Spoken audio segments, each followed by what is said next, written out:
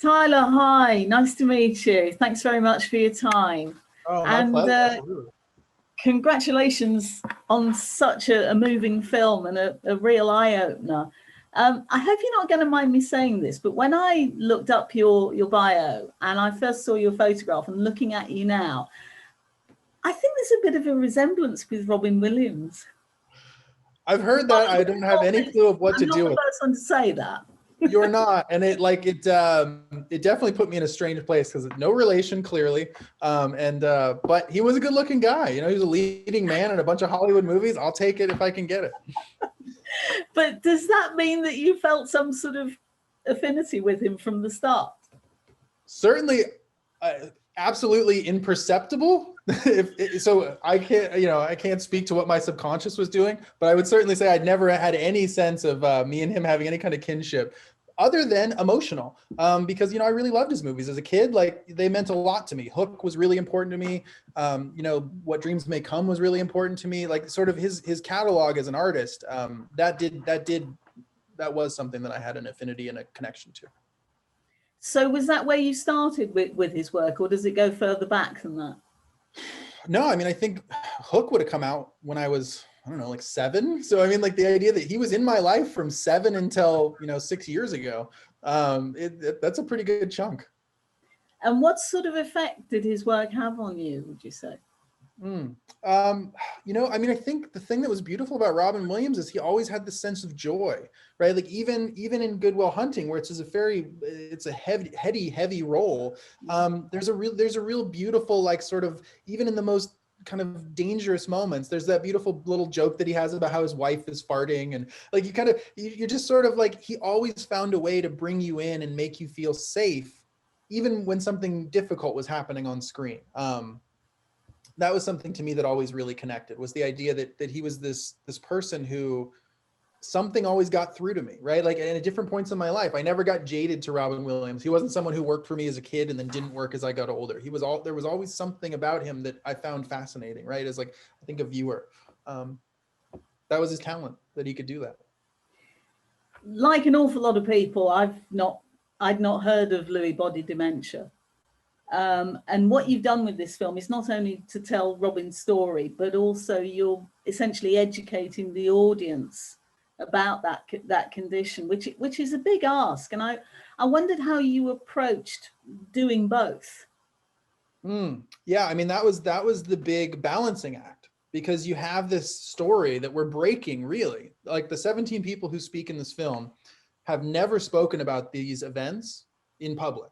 Right. And the idea that Susan had a brief bit of time where she went on some morning shows and said, my husband had Lewy body dementia, but doesn't really give any detail. She's evocative in this movie. She gives you deeply personal moments. So the idea that all of these people who knew Robin incredibly well came forward for the first time to speak about this, it was a real pressure to say, okay, you have to get this right. So at the moment you're breaking the story, you also have to remember, it's not just about someone really cool. It's about Robin Williams, like the greatest entertainer, like, in a generation, right? Like, the idea that this was a guy who was incredibly funny as a stand-up, incredibly funny as a comedic actor, deeply soulful as a dramatic actor, went to Juilliard, has an Oscar. I mean, the idea that he's all of these things, and then this thing happens. So it really becomes a moment of balance, and that balance took some time to find, because you can't let go for a moment of how special he was, while also kind of bringing him into this world of something that could happen to any of us. That's the incredible thing about the neurological disease story, is that it happens to 1.4 million people a year. It's incurable, it's intreatable. But the thing that's important, and I think that gave me a way to really find a place to keep coming back to Robin, was that Robin's genius, his mind, actually allowed him to weather the disease longer than theoretically you or I would be able to, because his mental capacity was so great. His ability to create and have mental prowess was so great that he survived this disease longer than most, so that at the point of autopsy, doctors were saying they were amazed that he could even walk. at the point that he passed from the earth. So the idea that that was the same guy as this guy, it really became this way of one influences the other.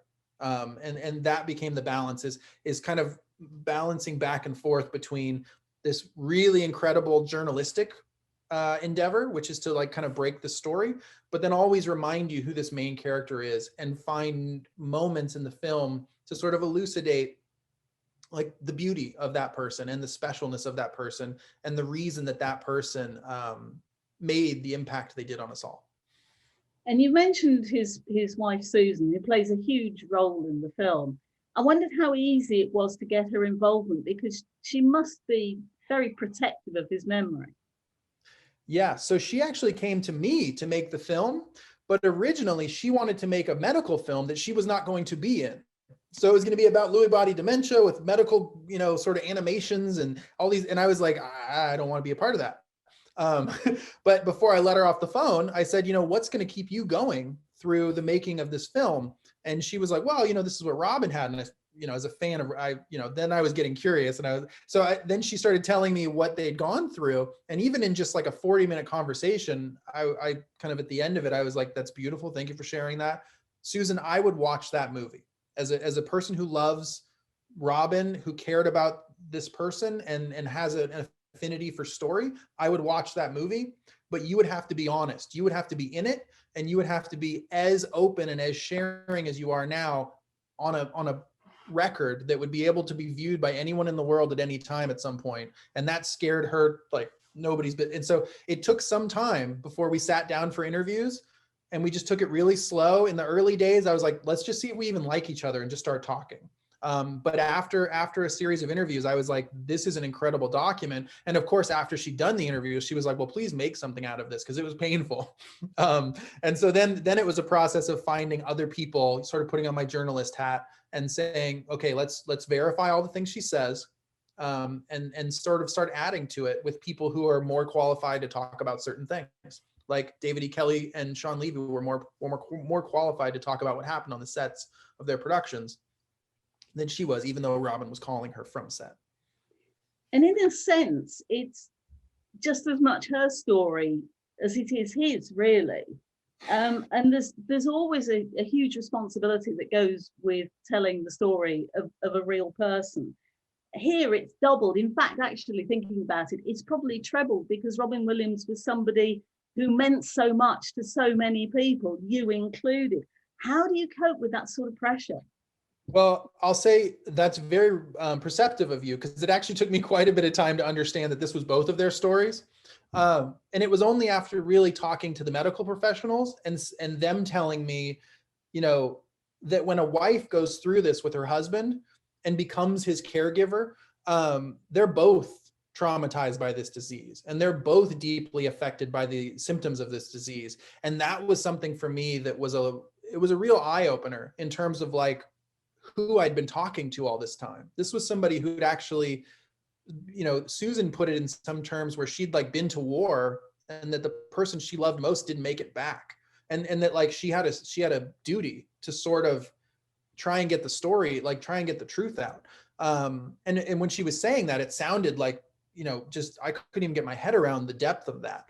But it was after these doctors talking about all the patients they see, and that when they're looking at the person with the disease, they're also saying, and how are you doing, to the person sitting next to them, because they're both going through this thing, especially when it's a neurological disease where Robin's losing track of reality, and she's the one who has to keep bringing him back. And sometimes he can't come back, and then she's lost and alone and taking care of this person who's lost and alone. And then they find each other again. And it's like, that was the thing that I thought was really beautiful. And then of course, yeah. And then it's like, oh, and this guy is Robin Williams. Like I told her a few times, I was like, if your husband had been like the CEO of a cool company, this would still be a fascinating story. But the idea that he was Robin Williams, like it did boggle the mind at some points to always be like, oh yeah. And like, let's not forget, like this was also the guy who like shaped and changed the world from billions of people, right? Like his movies have all played in hundreds of languages, or it's like the idea that this is a global figure.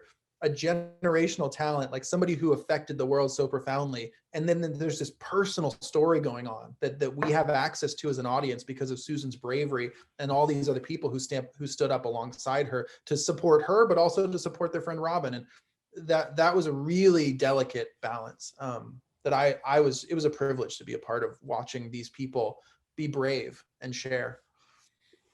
On a slightly lighter note, I think the one image that sticks in my head is that fantastic photograph of him looking at his dog and the dog looking back at him. Where did that come from? Is there a story behind that, or was it just one of those moments? Yeah, it's just one of those moments, right? Like he was like so fun as a friend and as a partner to Susan. I mean, some of the things that she shares from when they were dating, it's like she had 2 sons from a previous relationship, and so the kids were like 6 and 8 or something like that, right? And it's like the idea of like just the sweet spot for Robin Williams, right? Like, so he was like, so he wants to get in good with her kids because he's dating her, and and so she's telling stories of him like doing little raccoon voices at the dinner table, and like the kids just being like, like it's Robin Williams like creating little characters at the dinner table, and like just the idea that he was so fun and so playful and so alive in all of the moments. Like she told a beautiful story about Susan's father he was a surgeon in his working life, and so he's this very like stoic, like serious guy, and that like their entire family had been kind of built around the idea of him being like a very, very much like stoic father figure, but that Robin just like played incessantly and didn't, whether it was like by not being able to process what that meant to like leave someone alone and let them be stoic, he always found a way in. And he changed the dynamic of their family by bringing this guy out of his shell for the first time. And like they were playing and joking around, and like his kids, like Susan's brother and sister, had never seen their dad become so alive and become so like playful. And the idea that Robin could do that, he could just pull anybody out and get them to like sort of be, it just, that part to me was like, God, we could all use so much more of that. Like it just inspired me to be like, when can I do that? How can I do that? That's a remarkable talent to be able to do that. Yeah, and with your father-in-law, right? Like, yeah, exactly. Takes nerve. Tylor, it's been great to talk to you. Thank you so much, and thank you so much for a really fascinating and very moving film as well. Thank you.